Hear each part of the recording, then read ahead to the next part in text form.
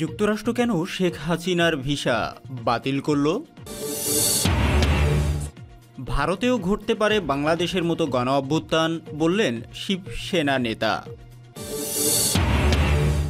গণতান্ত্রিক নীতির প্রতি শ্রদ্ধাশীল থাকবে বাংলাদেশ, প্রত্যাশা অ্যান্টনি ব্লিংকেনের।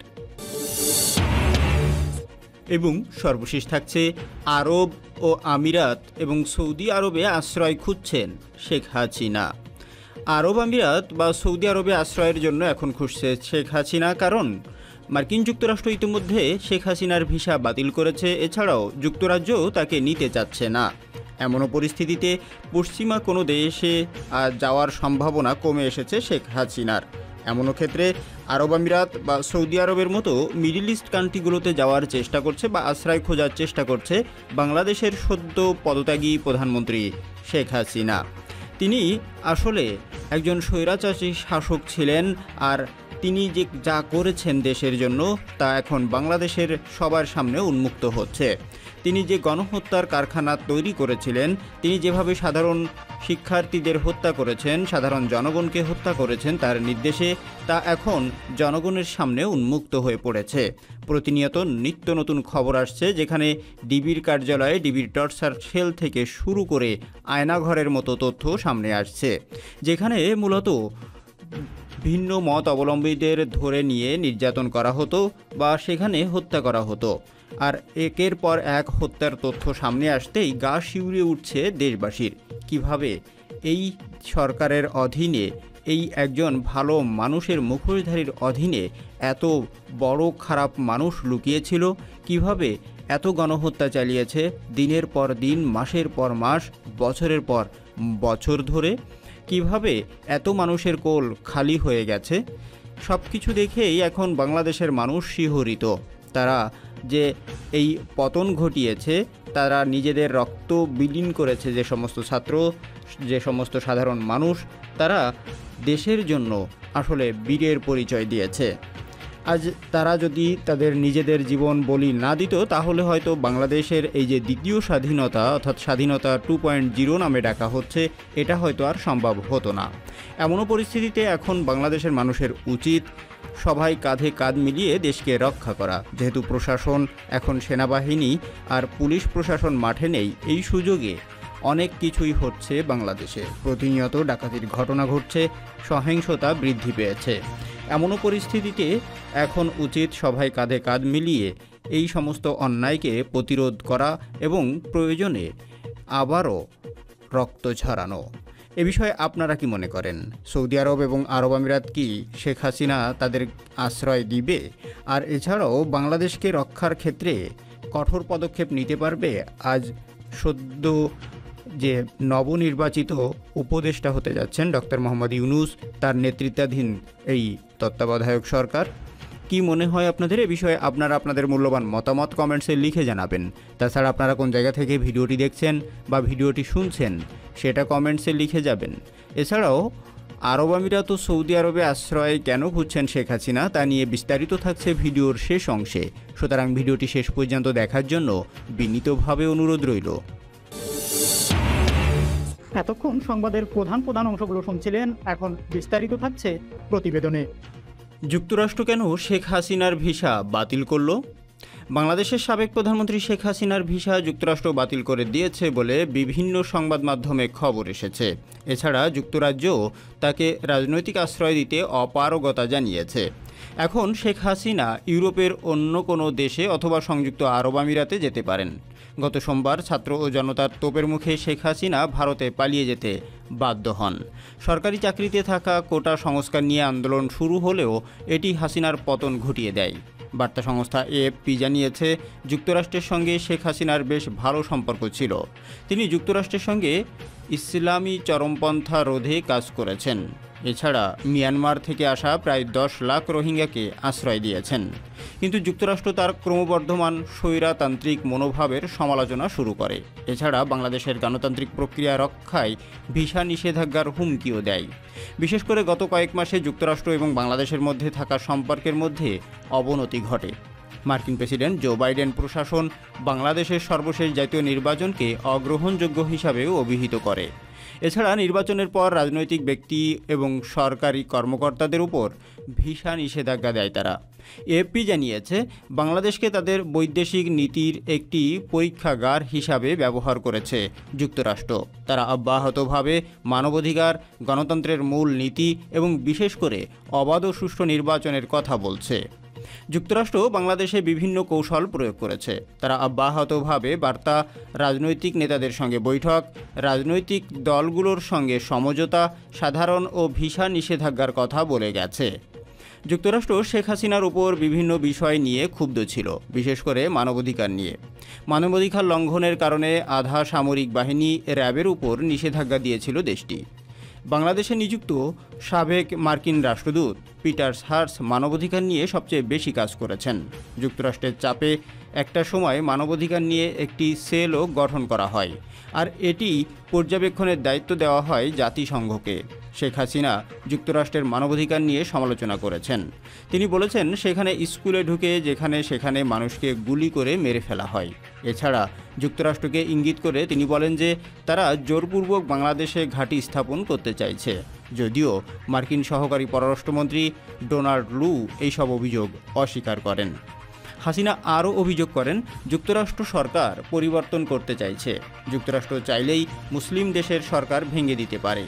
এদিকে বঙ্গোপসাগরের কাছে অবস্থান এবং অর্থনৈতিক প্রতাপের কারণে যুক্তরাষ্ট্র বাংলাদেশকে তাদের ইন্দো প্যাসিফিক কৌশলের মূল কেন্দ্র হিসাবে বিবেচনা করে। বাংলাদেশের সঙ্গে তারা সামরিক তথ্য চুক্তি ও অ্যাকুইজেশন ক্রস সার্ভিসিং চুক্তি করতে চায়, যেন ইন্দো প্যাসিফিক অঞ্চলকে আরও নিরাপদ করা যায়। ভারতেও ঘটতে পারে বাংলাদেশের মতো গণ অভ্যুত্থান, বললেন শিবসেনা নেতা। বাংলাদেশের সরকার পতনে যে গণবিক্ষোভ হয়েছে, সেই একই রকম বিক্ষোভ ভারতে হতে পারে বলে মন্তব্য করেন কংগ্রেস নেতা সালমান খুরশিদ। তার এমন মন্তব্যে যখন ভারতে হই হুল্লোড় চলছে, তখন একই ধরনের কথা বলছেন শিবসেনার নেতা উদ্ধব ঠাকরে।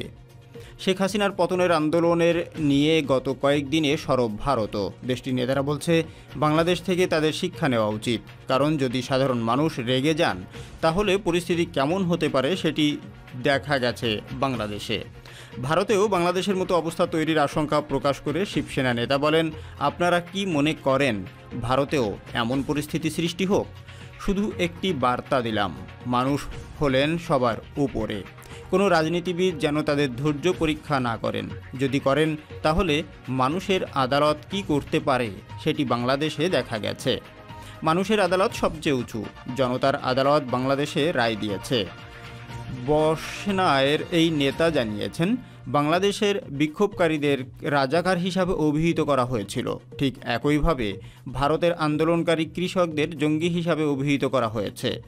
আন্দোলনকারীদের কোনো ট্যাগ দেওয়ার পরিণতি যে কী ধরনের ভয়াবহ হতে পারে সেটিও পরিষ্কার হয়েছে বলে জানিয়েছেন তিনি।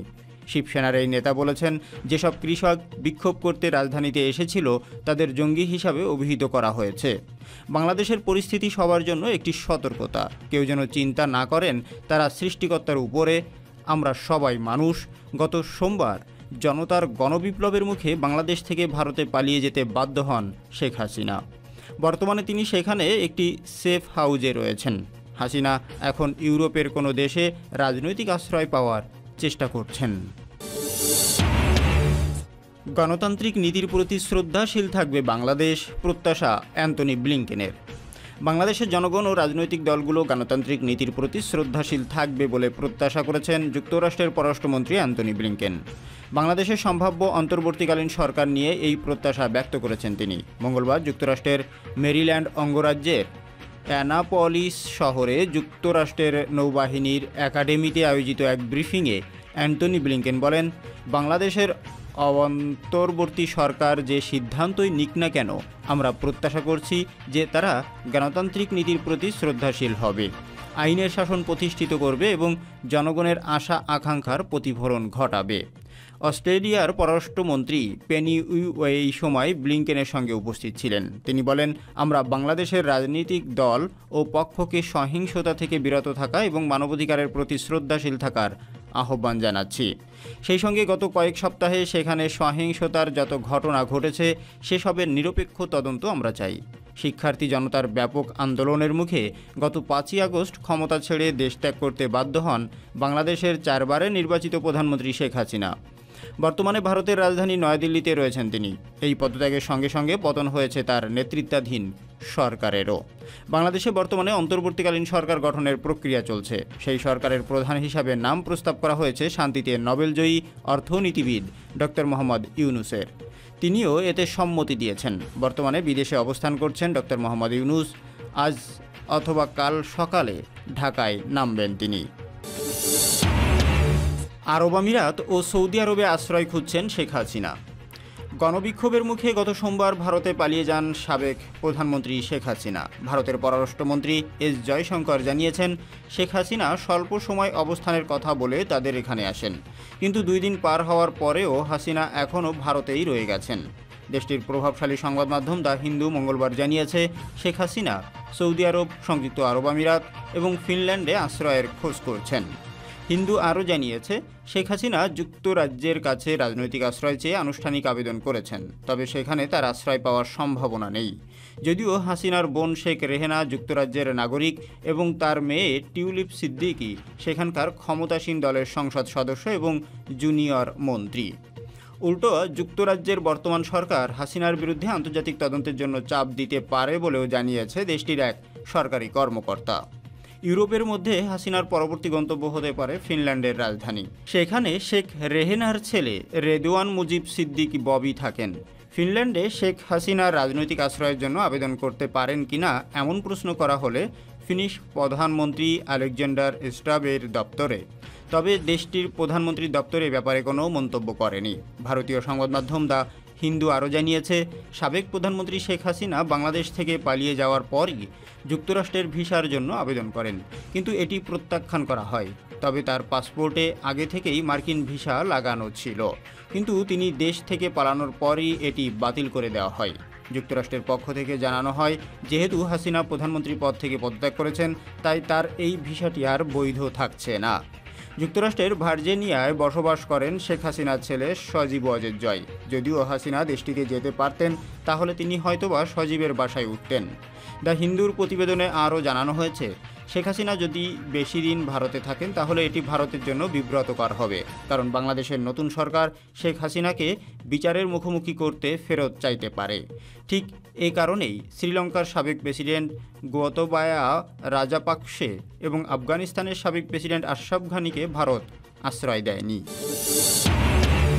প্রিয় দর্শক, দেখতে দেখতে আরবিডি নিউজের এখনকার আয়োজনের একেবারে শেষ প্রান্তে চলে এসেছি। আসুন আমরা সবাই মিলে আমাদের পরিবেশটাকে সুন্দর রাখার জন্য, ভবিষ্যতে প্রজন্মকে একটি সুন্দর পৃথিবী উপহার দেওয়ার জন্য আমাদের চারপাশের পরিবেশ সুন্দর রাখি, পরিষ্কার পরিচ্ছন্ন রাখি।